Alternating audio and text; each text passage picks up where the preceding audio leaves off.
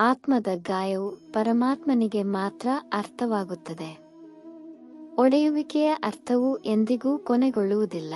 ಕೆಲವೊಮ್ಮೆ ಬ್ರೇಕಿಂಗ್ ಇತರರ ತಪ್ಪುಗಳನ್ನು ಸೂಚಿಸಲು ಜೀವನದ ಆರಂಭವನ್ನು ಸಹ ಸೂಚಿಸುತ್ತದೆ. ನಮ್ಮ ಸ್ವಂತ ತಪ್ಪುಗಳನ್ನು ಒಪ್ಪಿಕೊಳ್ಳಲು ನಾವು ಕಲಿಯಬೇಕು. ಅದಕ್ಕಾಗಿ ನಮಗೆ ಬಲವಾದ ಹೃದಯ ಬೇಕು. ಪ್ರೀತಿ ಪಾತ್ರರಿಂದ ನೋಯಿಸಿದ ನಂತರ ಇನ್ನು ಅವರಿಗೆ ಅಂಟಿಕೊಳ್ಳುವ ಮಗುವಿನಿಂದ ಪಾಠವನ್ನು ತೆಗೆದುಕೊಳ್ಳಬೇಕು. ಬೀಳುವ ಎಲೆಗಳು ದೊಡ್ಡ ಉದಾಹರಣೆಯಾಗಿದೆ.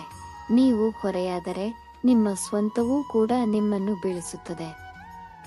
ಏನೇ ಆಗಲಿ, ಆದರೆ ಪರಮಾತ್ಮನ ಆಶೀರ್ವಾದವನ್ನು ಯಾರೂ ಕಸಿದುಕೊಳ್ಳಲು ಸಾಧ್ಯವಿಲ್ಲ. ಭಗವಂತನಿಗೆ ಪ್ರಾಶಸ್ತ್ಯ ನೀಡಿದಾಗ ಗಂಗೆ ಹೇಗೆ ದಡಕ್ಕೆ ಅಂಟಿಕೊಳ್ಳುವುದಿಲ್ಲವೋ ಹಾಗೆಯೇ ಎಲ್ಲವೂ ತಾನಾಗಿಯೇ ಸರಿ ಹೋಗುತ್ತದೆ. ಯಾರ ದೇಹವು ಸುಂದರವಾಗಿರುತ್ತದೆ, ಜಗತ್ತು ಅವರನ್ನು ಇಷ್ಟಪಡುತ್ತದೆ ಮತ್ತು ಅವರ ಆತ್ಮವು ಸುಂದರವಾಗಿರುತ್ತದೆ. ದೇವರು ಅವರನ್ನು ಇಷ್ಟಪಡುತ್ತಾನೆ. ಉದಾರವಾಗಿರುವುದು, ದೃಢವಾಗಿರುವುದು, ಹಿರಿಯರನ್ನು ಗೌರವಿಸುವುದು ಮತ್ತು ಸಿಹಿಯಾಗಿ ಮಾತನಾಡುವುದು ಪ್ರೀತಿ ಪಾತ್ರರಾಗಲು ಸಾಧನವಾಗಿದೆ. ಆಶೀರ್ವಾದಕ್ಕಾಗಿ ನಮ್ಮ ಪ್ರಾರ್ಥನೆಯು ಸಾಮಾನ್ಯವಾಗಿರಬೇಕು, ಏಕೆಂದರೆ ನಮಗೆ ಯಾವುದು ಒಳ್ಳೆಯದು ಎಂದು ದೇವರಿಗೆ ತಿಳಿದಿದೆ. ಆನಂದವು ಪರಮಾತ್ಮನು ನೀಡುವ ಔಷಧವಾಗಿದೆ. ವ್ಯರ್ಥವಾಗಿ ಹೋಗಲು ಬಿಡಬೇಡಿ. ನಿಮ್ಮ ವ್ಯಕ್ತಿತ್ವಕ್ಕೆ ಕೇವಲ 2 ವಿಷಯಗಳು ಮುಖ್ಯ: ನಿಮ್ಮನ್ನು ಕೆತ್ತಿಸಿಕೊಳ್ಳಲು ಮತ್ತು ನಿಮ್ಮನ್ನು ಹುಡುಕಲು. ಆಗ ನಿಮ್ಮ ಪಾತ್ರವು ನಿಮ್ಮ ಗುರಿಗಳನ್ನು ಪೂರೈಸಲು ಯೋಗ್ಯವಾಗಿರುತ್ತದೆ. ಜನರು ತಪ್ಪುದಾರಿಗೆಳೆಯುವಂತೆ ನಿಮ್ಮ ಗಮ್ಯಸ್ಥಾನಗಳ ಕುರಿತು ಇತರರನ್ನು ಕೇಳಬೇಡಿ. ಏಕಾಂಗಿಯಾಗಿ ನಡೆಯಲು ಕಲಿಯಿರಿ, ಏಕೆಂದರೆ ಇಂದು ನಿಮ್ಮೊಂದಿಗೆ ಇರುವವರು ಯಾವಾಗಲೂ ನಿಮ್ಮೊಂದಿಗೆ ಇರುತ್ತಾರೆ ಎಂಬುದು ಅನಿವಾರ್ಯವಲ್ಲ.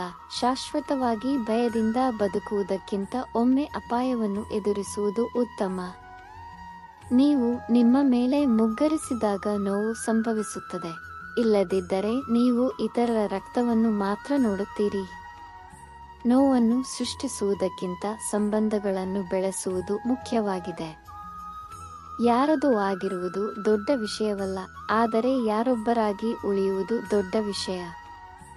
ನಿಮ್ಮನ್ನು ಗೇಲಿ ಮಾಡುವವರು ಮತ್ತು ನಗುವವರು ಯಶಸ್ಸಿನ ಮೇಲೆ ನಿಮ್ಮನ್ನು ಅನುಕರಿಸುತ್ತಾರೆ. ಕಲಿಯಲು ಬುದ್ಧಿವಂತರನ್ನು ಭೇಟಿ ಮಾಡಿ, ನೀವು ಮೂರ್ಖರಿಂದ ಕಲಿಯುವಿರಿ. ಎಷ್ಟು ಸಹಿಷ್ಣುತೆ ಇಟ್ಟುಕೊಳ್ಳಿ ಎಂದರೆ ಮುಂದೊಂದು ದಿನ ನಿಮ್ಮನ್ನು ಒಡೆಯುವವರು ತಾವೇ ಛಿದ್ರವಾಗುತ್ತಾರೆ. ಗೆಲ್ಲುವವನು ಮಾತ್ರ ಶ್ರೇಷ್ಠನಲ್ಲ, ಆದರೆ ಎಲ್ಲಿ ಸೋಲಬೇಕು ಎಂದು ತಿಳಿದಿರುವುದು ಸಹ ಶ್ರೇಷ್ಠ. ಜೀವನದ ಅತ್ಯಮೂಲ್ಯ ಕೊಡುಗೆ ಉತ್ತಮ ಸ್ನೇಹಿತ. ವಿಧಿಯಿಂದಲೇ ಸಿಗುವುದು, ಬೆಲೆಯಿಂದಲ್ಲ ಮಗಳೇ. ಅವಳೇನಾದರೂ ಕೇಳಿದರೆ ಸಂಕೋಚವಿಲ್ಲದೆ ತನ್ನಿ, ಯಾಕೆಂದರೆ ಮದುವೆಯ ನಂತರ ಏನು ಕೊಟ್ಟರೂ ಅವಳ ಮಾತು ಅಪ್ಪ, ಇದರ ಅಗತ್ಯ ಏನಿತ್ತು. ಕಾಲಾನಂತರದಲ್ಲಿ ನೋವು ಕಡಿಮೆಯಾಗುತ್ತದೆ ಎಂದು ಜನರು ಹೇಳುತ್ತಾರೆ, ಆದರೆ ಸತ್ಯವೆಂದರೆ ಸಮಯದೊಂದಿಗೆ ಒಬ್ಬ ವ್ಯಕ್ತಿಯು ಆ ನೋವನ್ನು ಸಹಿಸಿಕೊಳ್ಳಲು ಒಗ್ಗಿಕೊಳ್ಳುತ್ತಾನೆ.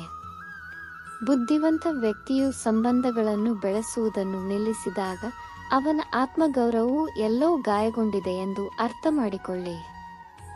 ಯಾರನ್ನಾದರೂ ನೆನಪಿಸಿಕೊಳ್ಳುವುದು ಸಹಜವಾಗಿ ಬರಬೇಕು.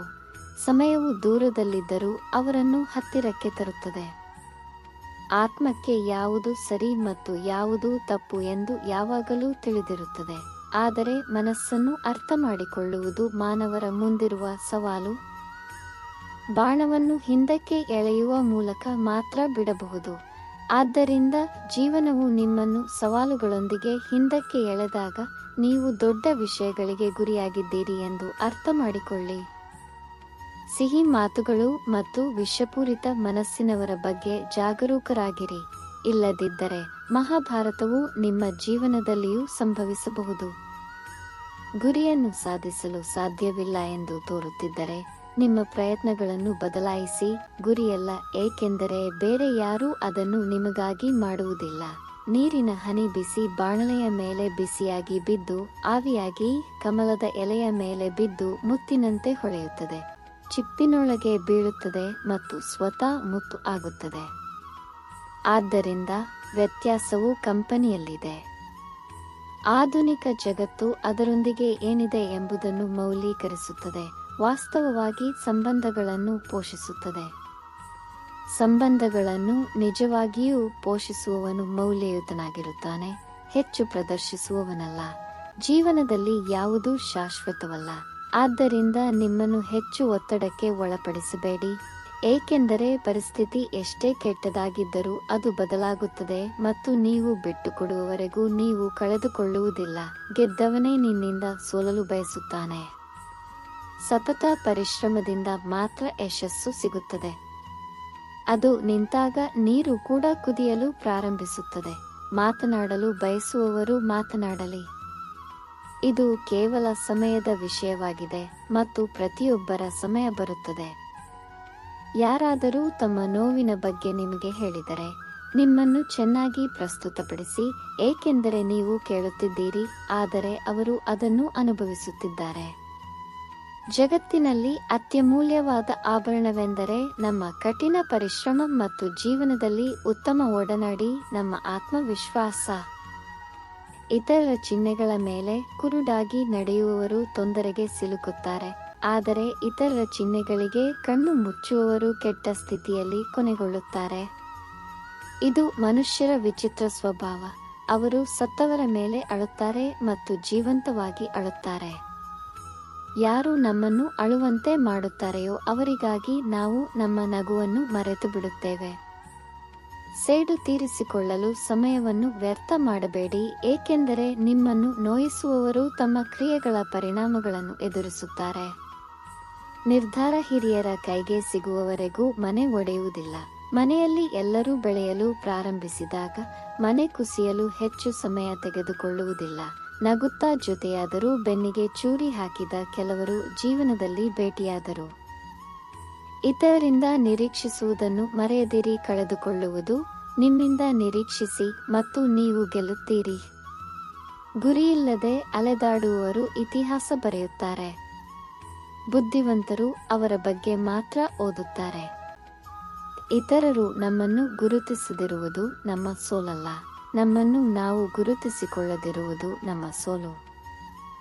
ಜೀವನವನ್ನು ಏನನ್ನಾದರೂ ಮಾಡಲು ನೀಡಲಾಯಿತು, ಏನಾಗಬಹುದೆಂದು ಯೋಚಿಸಲು ಅಲ್ಲ. ಏನು ಮಾಡಬಹುದು ಎಂದು ಯೋಚಿಸುವ ಬದಲು ಒಂದು ವಿಷಯದ ಮೇಲೆ ಕೇಂದ್ರೀಕರಿಸಿ ಅದರ ಮೇಲೆ 1 ತಿಂಗಳು ಕೆಲಸ ಮಾಡಿ ನೋಡಿ, ಉತ್ತರವನ್ನು ನೀವೇ ಕಂಡುಕೊಳ್ಳುತ್ತೀರಿ. ನಾವು ಸಮಯದಿಂದ ಸಮಯವನ್ನು ಭೇಟಿಯಾಗಲಿಲ್ಲ ಮತ್ತು ನಾವು ಸಮಯದೊಂದಿಗೆ ಕೋಪಗೊಂಡಿದ್ದೇವೆ. ಒಂಟಿ ಸೂಜಿಯ ಸ್ವಭಾವವು ಕೇವಲ ಚುಚ್ಚುವುದು, ಆದರೆ ಅದು ದಾರದ ಜೊತೆಗೆ ಬಂದಾಗ ಅದರ ಸ್ವಭಾವವು ಬದಲಾಗುತ್ತದೆ ಮತ್ತು ಅವು ಒಟ್ಟಿಗೆ ಸೇರುತ್ತವೆ. ಆದ್ದರಿಂದ ಉತ್ತಮ ಕಂಪನಿಯೊಂದಿಗೆ ಬೆಂಬಲ ಯಾವಾಗಲೂ ಬರುತ್ತದೆ.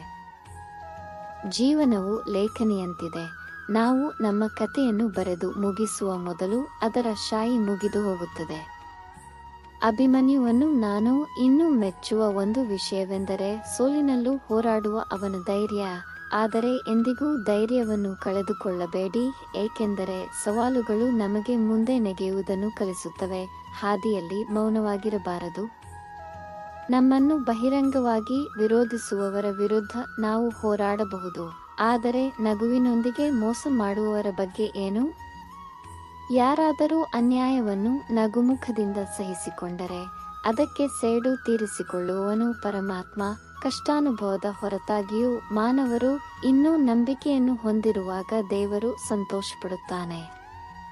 ಸಮಯ ಮತ್ತು ಹಣೆಬರಹದ ಬಗ್ಗೆ ಎಂದಿಗೂ ಅಹಂಕಾರ ತೋರಬೇಡಿ, ಏಕೆಂದರೆ ಎರಡು ನಿರಂತರವಾಗಿ ಬದಲಾಗುತ್ತಿರುತ್ತವೆ. ಭಕ್ತಿಯಲ್ಲಿ ನಂಬಿಕೆಯಿಲ್ಲದವರು ನನ್ನನ್ನು ತಲುಪಲಾರರು. ಅವರು ಸಿದ್ಧರಾದಾಗ ಮಾತ್ರ ದೇವರು ಅವರ ಬಳಿಗೆ ಬರುತ್ತಾನೆ. ಇದು ಕೇವಲ ದೃಷ್ಟಿಕೋನದ ವಿಷಯವಾಗಿದೆ, ಏಕೆಂದರೆ ಸವಾಲುಗಳು ನಮ್ಮನ್ನು ದುರ್ಬಲಗೊಳಿಸುವುದಿಲ್ಲ, ಆದರೆ ನಮ್ಮನ್ನು ಬಲಗೊಳಿಸುತ್ತವೆ. ಕಾರಣವಿಲ್ಲದೆ ಸಮಸ್ಯೆಗಳು ಉದ್ಭವಿಸುವುದಿಲ್ಲ. ಅವರ ಆಗಮನವು ನಮ್ಮ ಜೀವನದಲ್ಲಿ ಬದಲಾವಣೆಯ ಅಗತ್ಯವನ್ನು ಸೂಚಿಸುತ್ತದೆ. ಯಾವುದು ಸರಿ ಅಥವಾ ತಪ್ಪು ಎಂದು ಕೇವಲ 2 ಜೀವಿಗಳಿಗೆ ಮಾತ್ರ ತಿಳಿದಿದೆ, ಪರಮಾತ್ಮ ಮತ್ತು ನಮ್ಮ ಅಂತರಂಗ. ದೇವರು ದೇವಾಲಯಗಳಿಗಿಂತ ಮಾನವ ಹೃದಯವನ್ನು ಆದ್ಯತೆ ನೀಡುತ್ತಾನೆ, ಏಕೆಂದರೆ ದೇವರು ನಿಜವಾಗಿಯೂ ನೆಲೆಸಿರುವ ಹೃದಯ. ದೇವರಿಗೆ ಕರ್ತವ್ಯವು ನಿಜವಾದ ಧರ್ಮವಾಗಿದೆ ಮತ್ತು ಪ್ರೀತಿ ದೈವಿಕವಾಗಿದೆ. ಸೇವೆಯೇ ಆರಾಧನೆ, ಸತ್ಯವೇ ಭಕ್ತಿ.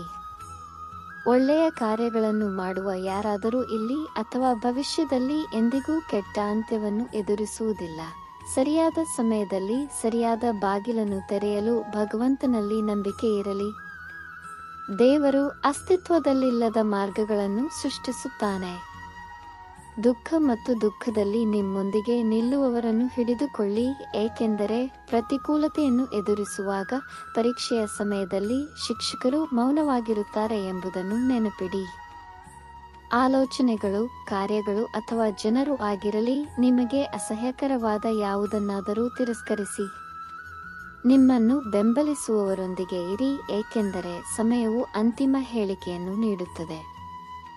ದೇವರ ಯೋಜನೆಯಲ್ಲಿ ವಿಶ್ವಾಸವಿಡಿ, ಏಕೆಂದರೆ ಅತ್ಯಂತ ಸೊಕ್ಕಿನವರು ಸಹ ದೈವಿಕ ಚಿತ್ತವನ್ನು ವಿರೋಧಿಸಲು ಸಾಧ್ಯವಿಲ್ಲ.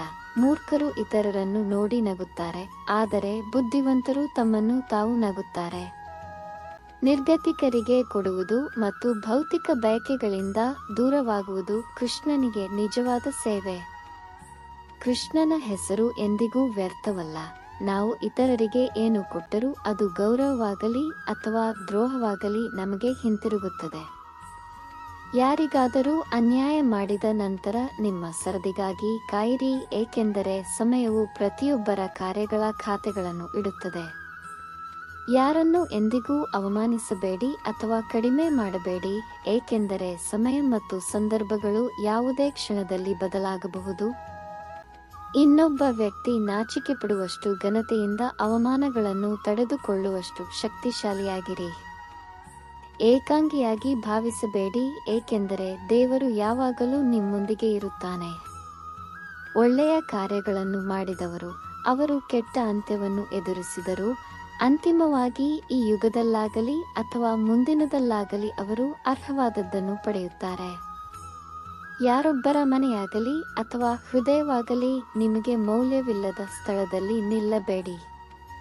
ಪ್ರಪಂಚದ ಪ್ರತಿಯೊಂದು ಕ್ರಿಯೆಯು ಮಾನವರಿಂದ ಸಾಧ್ಯವಾದರೆ ನಾನು ಅಸ್ತಿತ್ವದಲ್ಲಿಲ್ಲ. ನಿಮ್ಮ ಪ್ರಯತ್ನಗಳು ಕೊನೆಗೊಳ್ಳುವ ಸ್ಥಳದಲ್ಲಿ ನನ್ನ ಅಸ್ತಿತ್ವವು ಪ್ರಾರಂಭವಾಗುತ್ತದೆ. ಜೀವನ ತುಂಬಾ ಚಿಕ್ಕದಾಗಿದೆ. ಪ್ರೀತಿಯಿಂದ ಬದುಕಿ. ಕೋಪವು ವಿನಾಶಕಾರಿಯಾಗಿದೆ, ಅದನ್ನು ನಿಯಂತ್ರಿಸಿ. ಭಯವು ಭಯಾನಕವಾಗಿದೆ, ಅದನ್ನು ಎದುರಿಸಿ. ನೆನಪುಗಳು ಅಮೂಲ್ಯ, ಅವರನ್ನು ಪಾಲಿಸು. ನಿಮಗೆ ಮನಸ್ಸಿನ ಶಾಂತಿ ಇದ್ದರೆ ನಿಮ್ಮನ್ನು ಅದೃಷ್ಟಶಾಲಿ ಎಂದು ಪರಿಗಣಿಸಿ. ಇತರರು ಏನು ಮಾಡುತ್ತಿದ್ದಾರೆ ಮತ್ತು ಹೇಗೆ ಮಾಡುತ್ತಿದ್ದಾರೆ ಎಂಬುದನ್ನು ತಿಳಿದುಕೊಳ್ಳಲು ನೀವು ಆಶೀರ್ವದಿಸಲ್ಪಟ್ಟಿದ್ದೀರಿ ಎಂದು ಅರ್ಥ ಮಾಡಿಕೊಳ್ಳಿ. ಇವೆಲ್ಲವುಗಳಿಂದ ದೂರ ಉಳಿದರೆ ನೀವು ದೂರವಿದ್ದಷ್ಟು ಸಂತೋಷವಾಗಿರುತ್ತೀರಿ. ಯಾರಿಗೂ ತೊಂದರೆ ಕೊಡಬೇಡಿ, ಯಾರಿಗೂ ಆಶ್ಚರ್ಯಪಡಬೇಡಿ. 1,000,000 ತಪ್ಪುಗಳನ್ನು ಮಾತನಾಡಲಿ, ನಗುತ್ತಾ ಅದನ್ನು ಹೋಗಲಿ. ಅನ್ಯಾಯವನ್ನು ಸಹಿಸುವಾಗಲೂ ನಗುವವನು, ಅವರಿಗೆ ದೈವಿಕ ಪ್ರತೀಕಾರವನ್ನು ತೆಗೆದುಕೊಳ್ಳಲಾಗುತ್ತದೆ. ಒಳ್ಳೆಯ ಸಮಯಕ್ಕಿಂತ ಹೆಚ್ಚಾಗಿ ಮನುಷ್ಯರೊಂದಿಗೆ ಉತ್ತಮ ಸಂಬಂಧವನ್ನು ಇಟ್ಟುಕೊಳ್ಳಿ. ಒಳ್ಳೆಯ ಸಮಯಗಳು ಒಳ್ಳೆಯ ಮನುಷ್ಯರನ್ನು ತರಬಹುದು, ಆದರೆ ಒಳ್ಳೆಯ ಸಮಯಗಳು ಒಳ್ಳೆಯ ಮನುಷ್ಯರನ್ನು ತರಲು ಸಾಧ್ಯವಿಲ್ಲ. ಜನರು ಕೇಳಲು ಬಯಸಿದ್ದನ್ನು ಮಾತ್ರ ಕೇಳುತ್ತಾರೆ. ಸಂಬಂಧಗಳಲ್ಲಿ ಯಾವಾಗ, ಎಲ್ಲಿ ಮತ್ತು ಹೇಗೆ ಕಳೆದುಕೊಳ್ಳಬೇಕೆಂದು ತಿಳಿದಿರುವವನು ಮಾತ್ರ ವಿಜೇತನಾಗುತ್ತಾನೆ. ನೋವನ್ನು ಅರ್ಥ ಮಾಡಿಕೊಂಡವರು ಎಂದಿಗೂ ನೋವಿಗೆ ಕಾರಣವಾಗುವುದಿಲ್ಲ. ದೇವರನ್ನು ನಂಬಿರಿ ಮತ್ತು ಅವರು ಯಾವಾಗಲೂ ನಿಮ್ಮೊಂದಿಗೆ ಎಲ್ಲಾ ದಿಕ್ಕುಗಳಲ್ಲಿ ಇರುತ್ತಾರೆ. ಕೇವಲ ಹೊರನೋಟಕ್ಕೆ ಒಳ್ಳೆಯವರಾಗಬೇಡಿ, ಏಕೆಂದರೆ ದೇವರು ನಿಮ್ಮನ್ನು ಒಳಗಿನಿಂದ ತಿಳಿದಿರುತ್ತಾನೆ.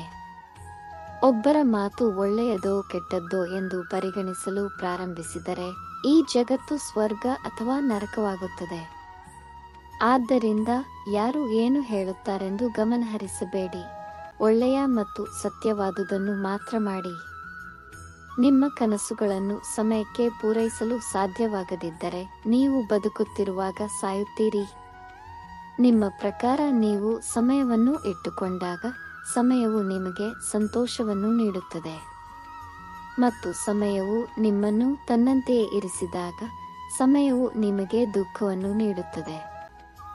ಈ 3 ಪಾಠಗಳನ್ನು ಯಾವಾಗಲೂ ನೆನಪಿಡಿ. ಮೊದಲನೆಯದಾಗಿ, ಶಿಕ್ಷಣವಿಲ್ಲದೆ ಒಬ್ಬ ವ್ಯಕ್ತಿಯು ಮಿಲಿಯನೇರ್ ಆಗಬಹುದು. ಕೇವಲ ವಿದ್ಯಾವಂತರೇ ಜೀವನದಲ್ಲಿ ಹಣ ಸಂಪಾದಿಸಬೇಕು ಎಂದೇನಿಲ್ಲ. ನೀವು ಯಾವಾಗಲೂ ಅಪಾಯಗಳನ್ನು ತೆಗೆದುಕೊಳ್ಳಲು ಕಲಿಯಬೇಕು. ಆಗ ಮಾತ್ರ ನೀವು ಉತ್ತಮವಾದದ್ದನ್ನು ಸಾಧಿಸಬಹುದು. ಜೀವನದಲ್ಲಿ ನೀವು ಯಾವುದೇ ಸಮಸ್ಯೆಯನ್ನು ನೋಡಿ ಭಯಪಡಬಾರದು, ಆದರೆ ಪ್ರತಿ ಸಮಸ್ಯೆಯನ್ನು ಒಂದು ಅವಕಾಶವಾಗಿ ನೋಡಬೇಕು. ನಿಮ್ಮ ಧ್ವನಿ ನಿಮ್ಮ ಬಾಯಲ್ಲಿರಬಾರದು, ಆದರೆ ನಿಮ್ಮ ಮಾತಿನಲ್ಲಿರಬೇಕು. ರಾಮಾಯಣದ ಅಂತಿಮ ಜ್ಞಾನವೆಂದರೆ, ಶ್ರೀರಾಮನು ಬಹಳಷ್ಟು ತ್ಯಾಗಗಳನ್ನು ಮಾಡಿ ಜನರನ್ನು ತೃಪ್ತಿಪಡಿಸಲು ಪ್ರಯತ್ನಿಸಿದನು, ಆದರೆ ಜನರು ತೃಪ್ತರಾಗಲಿಲ್ಲ. ನಿಮ್ಮ ಪ್ರೀತಿ ಪಾತ್ರರಿಗೆ ನೋವನ್ನು ಉಂಟುಮಾಡದೆ ಜನರನ್ನು ಸಂತೋಷಪಡಿಸಲು ಕಲಿಯಿರಿ, ಏಕೆಂದರೆ ಯಾರೂ ನಿಮ್ಮನ್ನು ಉದ್ದೇಶವಿಲ್ಲದೆ ಗೌರವಿಸುವುದಿಲ್ಲ. ಆದ್ದರಿಂದ ನಿಮ್ಮನ್ನು ತುಂಬಾ ಯಶಸ್ವಿಯಾಗುವಂತೆ ಮಾಡಿ. ಉದ್ದೇಶವಿಲ್ಲದೆ ಜನರು ನಿಮ್ಮನ್ನು ಗೌರವಿಸುತ್ತಾರೆ. ಯಾರು ಎಷ್ಟೇ ಪ್ರಯತ್ನಿಸಿದರೂ ನಿಮ್ಮ ಕನಸುಗಳನ್ನು ಕೊನೆಗಾಣಿಸಲು ಸಾಧ್ಯವಿಲ್ಲ. ಅದೇ ಜೋಕೆ ನೀವು ಮತ್ತೆ ನಗದಿದ್ದಾಗ ಅದೇ ದುಃಖದಿಂದ ಮತ್ತೆ ತೊಂದರೆಗೊಳಗಾಗಬೇಡಿ. ಜೀವನದಲ್ಲಿ ನನ್ನ ಹೆಸರು ಕೇವಲ ಹೆಸರಲ್ಲ, ಬದಲಾಗಿ ಬ್ರಾಂಡ್ ಆಗಿರುವ ಹಂತವನ್ನು ತಲುಪಿ.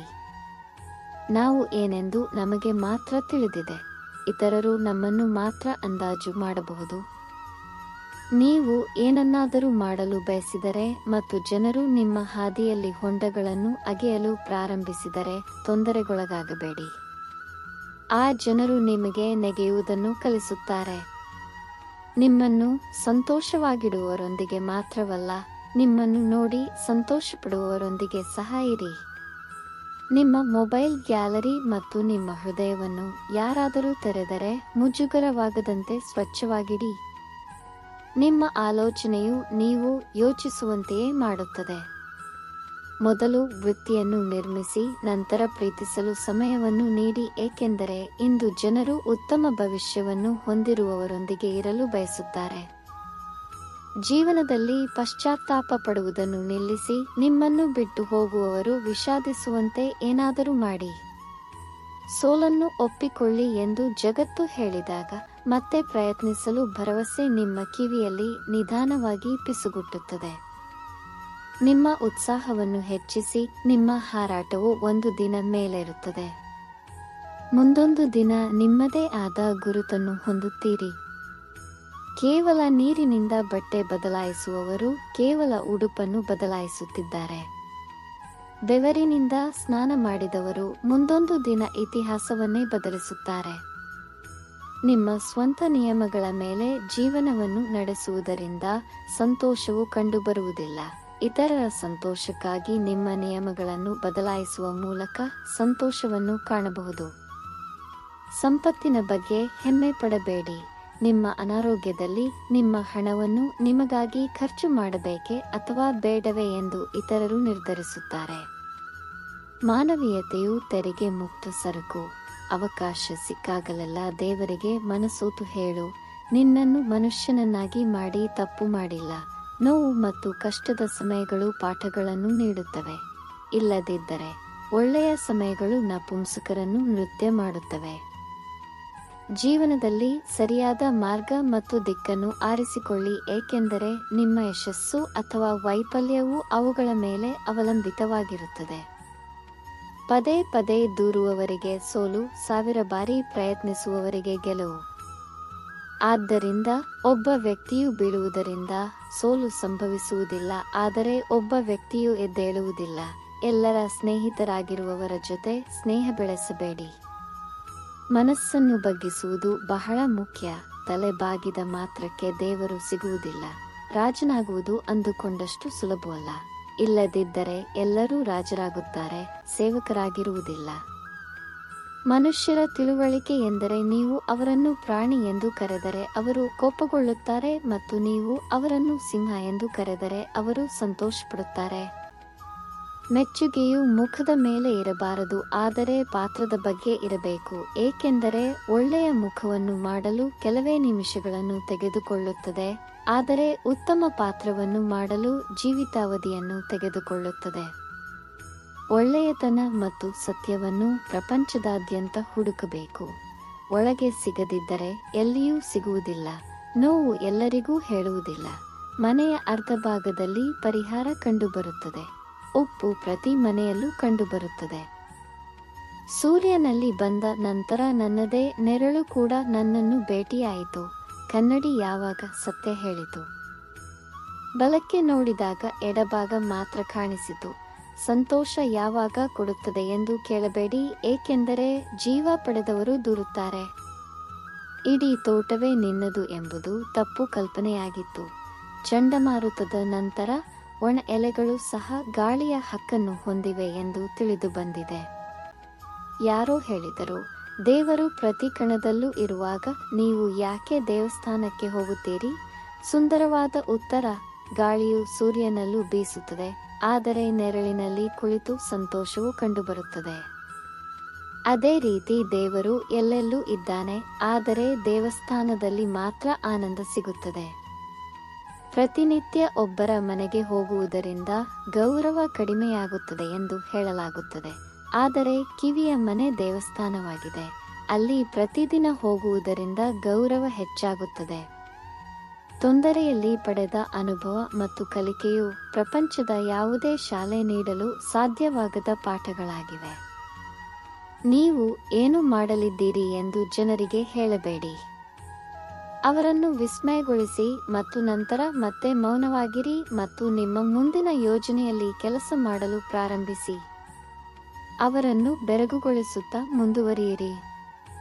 ರಾತ್ರಿ ಚೆನ್ನಾಗಿರುತ್ತದೆ, ನೋಟವು ಚೆನ್ನಾಗಿರುತ್ತದೆ ಮತ್ತು ಮುಂದೆ ಹೋಗಲು ಧೈರ್ಯವಿದ್ದರೆ ಎಲ್ಲವೂ ಚೆನ್ನಾಗಿರುತ್ತದೆ. ಆಲೋಚನೆಗಳನ್ನು ಓದುವುದು ಮಾತ್ರ ಬದಲಾವಣೆಯನ್ನು ತರುವುದಿಲ್ಲ. ಆಲೋಚನೆಗಳ ಮೇಲೆ ಕಾರ್ಯನಿರ್ವಹಿಸುವ ಮೂಲಕ ಬದಲಾವಣೆ ಬರುತ್ತದೆ. ಸಂಬಂಧದ ನಿಯಮವು ಹಿಂದಿನ, ವರ್ತಮಾನ ಮತ್ತು ಭವಿಷ್ಯಕ್ಕೆ ಅನ್ವಯಿಸುತ್ತದೆ. ನೀವು ಹಿಂದೆ ಯಾರೊಂದಿಗಾದರೂ ಒಳ್ಳೆಯದನ್ನು ಮಾಡಿದ್ದರೆ ವರ್ತಮಾನದಲ್ಲಿ ನೀವು ಪ್ರಯೋಜನ ಪಡೆಯುತ್ತೀರಿ. ಪ್ರಸ್ತುತದಲ್ಲಿ ನೀವು ಯಾರೊಂದಿಗಾದರೂ ತಪ್ಪು ಮಾಡಿದರೆ ಭವಿಷ್ಯದಲ್ಲಿ ನೀವು ಅದರ ಪರಿಣಾಮವನ್ನು ಅನುಭವಿಸುವಿರಿ. ನಿಮ್ಮ ಬಳಿ ಹಣವಿದ್ದರೆ ನಿಮ್ಮ ಅದಕ್ಷತೆ ಯಾರಿಗೂ ಕಾಣಿಸುವುದಿಲ್ಲ. ನೀವು ಬಡವರಾಗಿದ್ದರೆ ನಿಮ್ಮ ಸಾಮರ್ಥ್ಯ ಯಾರಿಗೂ ಕಾಣಿಸುವುದಿಲ್ಲ. ಎಡವಿ ಬೀಳುವುದನ್ನು ತಪ್ಪಿಸಬೇಡಿ. ಮುಗ್ಗರಿಸದೆ ಗುರಿಯ ಗಂಭೀರತೆಯನ್ನು ನೀವು ಹೇಗೆ ತಿಳಿಯುವಿರಿ? ನೀವು ತಪ್ಪುಗಳೊಂದಿಗೆ ಘರ್ಷಣೆ ಮಾಡದಿದ್ದರೆ ನೀವು ಸರಿಯನ್ನು ಹೇಗೆ ಗುರುತಿಸುತ್ತೀರಿ? ಅದು ಎಲ್ಲರಿಗೂ ಕಥೆಯಾಗುವವರೆಗೆ ನಿಮ್ಮ ಹೋರಾಟವನ್ನು ನಿಮ್ಮ ಉತ್ಸಾಹವನ್ನಾಗಿಸಿ. ಜೀವನದಲ್ಲಿ ಅತ್ಯಂತ ಮುಖ್ಯವಾದ ವಿಷಯವೆಂದರೆ ಸಮಯ.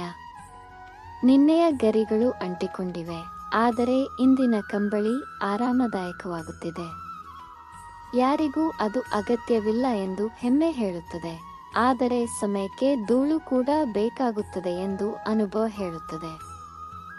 ನೀವು ತುಂಬಾ ಕೆಟ್ಟ ಸಮಯವನ್ನು ಎದುರಿಸುತ್ತಿದ್ದರೆ ಮುಂದುವರಿಯಿರಿ. ನಿಲ್ಲಬೇಡ. ಕೆಟ್ಟ ಸಮಯಗಳು ಹಾದುಹೋಗುತ್ತವೆ. ಜೀವನವನ್ನು ತೆರೆದ ಪುಸ್ತಕವನ್ನಾಗಿ ಮಾಡಿಕೊಳ್ಳಬೇಡಿ, ಏಕೆಂದರೆ ಇತ್ತೀಚಿನ ದಿನಗಳಲ್ಲಿ ಜನರು ಓದುವುದಕ್ಕಿಂತ ಪುಟಗಳನ್ನು ಹರಿದು ಹಾಕುವುದನ್ನು ಹೆಚ್ಚು ಆನಂದಿಸುತ್ತಾರೆ. ಜ್ಞಾನಕ್ಕೆ ಮಿತಿಯಿಲ್ಲದ ಕಾರಣ ಕಲಿಕೆಯನ್ನು ಎಂದಿಗೂ ನಿಲ್ಲಿಸಬೇಡಿ. ಕೇವಲ ಜ್ಞಾನವು ನಿಮ್ಮನ್ನು ಯಶಸ್ವಿಯಾಗುವುದಿಲ್ಲ, ಅದು ಆ ಜ್ಞಾನದ ಅನ್ವಯ. ಜನರು ನಿಮ್ಮ ಮೇಲೆ ಕೇಂದ್ರೀಕರಿಸಲು ಪ್ರಾರಂಭಿಸುವವರೆಗೆ ನಿಮ್ಮ ಮೇಲೆ ಕೇಂದ್ರೀಕರಿಸಿ. ಯಾರನ್ನು ನಿಷ್ಪ್ರಯೋಜಕ ಎಂದು ಪರಿಗಣಿಸಬೇಡಿ, ಏಕೆಂದರೆ ಹಣ್ಣು ಬಿಡದ ಮರವು ನೆರಳು ನೀಡುತ್ತದೆ. ಯಾರನ್ನೂ ಕಲ್ಲು ಎಂದು ಭಾವಿಸಿ ಹೊಡೆಯಬೇಡಿ. ಹತ್ತಿರದಿಂದ ನೋಡಿ, ಅವು ವಜ್ರವಾಗಿರಬಹುದು. ಕೀಲಿಯಿಂದ ಕಲಿಯಿರಿ, ಅದು ಮುರಿಯಬಹುದು, ಆದರೆ ಅದು ಬದಲಾಗುವುದಿಲ್ಲ. ನೆನಪಿಡಿ, ಜೀವನದಲ್ಲಿ ನಿಮಗೆ ಸವಾಲು ಹಾಕುವ ವಿಷಯವು ನಿಮ್ಮನ್ನು ಬದಲಾಯಿಸುತ್ತದೆ. ನನ್ನ ಹೆಮ್ಮೆಗೆ ಧಕ್ಕೆಯಾಗದ ತನಕ ನಿಮ್ಮ ಗೌರವವು ಅಖಂಡವಾಗಿರುತ್ತದೆ. ಭೂತಕಾಲವು ನಿಮ್ಮ ಮನಸ್ಸಿನಲ್ಲಿದೆ ಮತ್ತು ಭವಿಷ್ಯವು ನಿಮ್ಮ ಕೈಯಲ್ಲಿದೆ. ಸಮಯ ಮತ್ತು ತಿಳುವಳಿಕೆ ಎರಡೂ ಒಟ್ಟಿಗೆ ಅದೃಷ್ಟವಂತರಿಗೆ ಮಾತ್ರ, ಏಕೆಂದರೆ ಆಗಾಗ್ಗೆ ತಿಳುವಳಿಕೆ ಸಮಯಕ್ಕೆ ಬರುವುದಿಲ್ಲ ಮತ್ತು ಅದು ಬಂದಾಗ ಸಮಯ ಹಾದುಹೋಗುತ್ತದೆ. ನೀವು ಕೆಲವರಿಗೆ ಕೇವಲ ನೆನಪಾಗುವವರೆಗೆ ನಿಮ್ಮ ಹೋರಾಟವನ್ನು ನಿಮ್ಮ ಉತ್ಸಾಹವನ್ನಾಗಿ ಮಾಡಿಕೊಳ್ಳಿ. ಒಳ್ಳೆಯ ವ್ಯಕ್ತಿಯಾಗಲು ಶ್ರಮಿಸಿ. ನಿಮ್ಮ ಬಗ್ಗೆ ಎಲ್ಲವನ್ನೂ ಸ್ವೀಕರಿಸುವವನು ನಿಮ್ಮಲ್ಲಿರುವ ಎಲ್ಲದಕ್ಕೂ ಅರ್ಹನು. ಮೊದಲ ಹೆಜ್ಜೆ ಭಯಾನಕವಾಗಬಹುದು, ಆದರೆ ಜೀವನದಲ್ಲಿ ಮುಂದುವರಿಯಲು ಇದು ನಿರ್ಣಾಯಕವಾಗಿದೆ. ಯಾರ ಭಾವನೆಗಳೊಂದಿಗೆ ಆಟವಾಡಬೇಡಿ, ಏಕೆಂದರೆ ಅದು ನಾನು ಎಂದಿಗೂ ಕ್ಷಮಿಸದ ಪಾಪ. ಸೇಡು ತೀರಿಸಿಕೊಳ್ಳಲು ಅಲ್ಲ, ಬದಲಾವಣೆ ತರಲು. ಇಟ್ಟಿಗೆಗೆ ಕಲ್ಲಿನ ಉತ್ತರವನ್ನು ನೀಡುವವನು ಬುದ್ಧಿವಂತನಲ್ಲ ಎಂಬುದನ್ನು ನೆನಪಿನಲ್ಲಿಡಿ. ಎಸೆದ ಇಟ್ಟಿಗೆಗಳಿಂದ ತಮ್ಮ ಆಶ್ರಯವನ್ನು ಮಾಡುವವನು ಬುದ್ಧಿವಂತನು. ಇಂದಿನ ದಿನಗಳಲ್ಲಿ ಜನರು ಸುಳ್ಳನ್ನು ಇಷ್ಟಪಡುತ್ತಾರೆ. ಇಂದಿನ ದಿನಗಳಲ್ಲಿ ಸ್ವಲ್ಪ ಸತ್ಯವನ್ನು ಹೇಳಿದರೆ ಜನರು ಕೋಪಗೊಳ್ಳುತ್ತಾರೆ. ಜನರ ಮಾತುಗಳನ್ನು ಹೃದಯಕ್ಕೆ ತೆಗೆದುಕೊಳ್ಳಬೇಡಿ. ಪೇರಲವನ್ನು ಕೊಳ್ಳುವಾಗ ಸಿಹಿಯಾಗಿದೆಯೇ ಅಥವಾ ಇಲ್ಲವೇ ಎಂದು ಜನರು ಕೇಳುತ್ತಾರೆ, ಆದರೆ ಅವರು ನಂತರ ಅವುಗಳ ಮೇಲೆ ಉಪ್ಪು ಸಿಂಪಡಿಸಿ ತಿನ್ನುತ್ತಾರೆ. ಕಣ್ಣು ಪ್ರಪಂಚದ ಎಲ್ಲವನ್ನೂ ನೋಡುತ್ತದೆ, ಆದರೆ ಕಣ್ಣಿಗೆ ಏನಾದರೂ ಸಿಕ್ಕಿಹಾಕಿಕೊಂಡರೆ ಅದನ್ನು ನೋಡಲಾಗುವುದಿಲ್ಲ. ಹಾಗೆ ಮನುಷ್ಯರು ಇತರರ ತಪ್ಪುಗಳನ್ನು ನೋಡುತ್ತಾರೆ, ಆದರೆ ತಮ್ಮೊಳಗೆ ಅಡಗಿರುವ ದೋಷಗಳನ್ನು ನೋಡಲಾಗುವುದಿಲ್ಲ. ಪ್ರಪಂಚವು ವಸ್ತುಗಳನ್ನು ಖರೀದಿಸುತ್ತದೆ ಮತ್ತು ಸಿಹಿಯಾಗಿದೆಯೇ ಅಥವಾ ಇಲ್ಲವೇ ಎಂದು ಕೇಳುತ್ತದೆ, ಆದರೆ ನಂತರ ಉಪ್ಪು ಸೇರಿಸಿ ತಿನ್ನುತ್ತದೆ. ಕಣ್ಣು ಪ್ರಪಂಚದ ಎಲ್ಲವನ್ನೂ ನೋಡುತ್ತದೆ, ಆದರೆ ಕಣ್ಣಿಗೆ ಏನಾದರೂ ಸಿಕ್ಕಿಹಾಕಿಕೊಂಡರೆ ಅದನ್ನು ನೋಡಲಾಗುವುದಿಲ್ಲ. ಹಾಗೆ ಮನುಷ್ಯರು ಇತರರ ತಪ್ಪುಗಳನ್ನು ನೋಡುತ್ತಾರೆ, ಆದರೆ ತಮ್ಮೊಳಗೆ ಅಡಗಿರುವ ದೋಷಗಳನ್ನು ನೋಡಲಾಗುವುದಿಲ್ಲ.